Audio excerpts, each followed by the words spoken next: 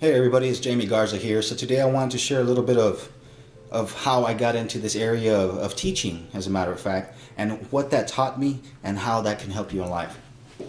So I remember, like I said, I was a wandering generality. Even after having all these strategies, stuff that I learned in high school, and I did graduate high school, I went off to college, but I started getting comfortable.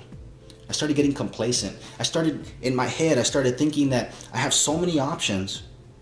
And I started resting on my laurels. And I started thinking, you know what, I'll just do that later. I'll do that later. I became a big procrastinator because I got stuck on this idea that I'll always have options and I'll always have tomorrow. And when you get in this notion that you'll always have tomorrow, it's one of the easiest ways to sidetrack you from your real purpose. I mean, I wasn't getting anxiety attacks anymore. I wasn't going through depression. I was just existing. I would take certain classes, and you got to understand, I was very strategic about it. I was getting financial aid. So I figured if I would take a full schedule, but right before the deadline, I would drop a few classes and I would get even more financial aid money back. So it was enough for me to survive without having to get a job. So I would get real close to graduating and then I would change my major. I would get real close to graduating another one and I would change my major. And I remember at one point my mom came up and she's like, look, you got this letter in the mail. It talks about financial aid. Your funds are already exhausted. I can't pay for your school. You need to figure out a way how you're going to graduate, but you need to graduate. You've been in school for over 8 years and you're not a doctor. And she was right. I called my family members. My uncle had a business. I called several family members. But you know what I didn't understand then, and I was angry because I asked him, hey Theo, do you think you can give me some money to help me pay for school? I'll pay you back. And he flat out said no. And he didn't justify it or anything. He just said no. And I didn't understand then, but now I do. Looking back, now I understand. They saw that I wasn't invested. I wasn't invested in myself. So if you're not invested in yourself, how can you expect others to invest in you? It's just a simple fact of life that a lot of us, it's like a blind spot for us. It's a scotoma that we don't see why things happen the way they do. But we need to understand that if we don't invest in ourselves, we can't expect others to invest in us. And I didn't understand it then. So all of a sudden, I'm running out of options and I need to graduate or else I'm gonna have to get a job at freaking minimum wage. And that just wasn't for me. I had a daughter at the time and I had a family and I had to work or go to school. There was no other alternative. And my mom said, all right, here's what I can do.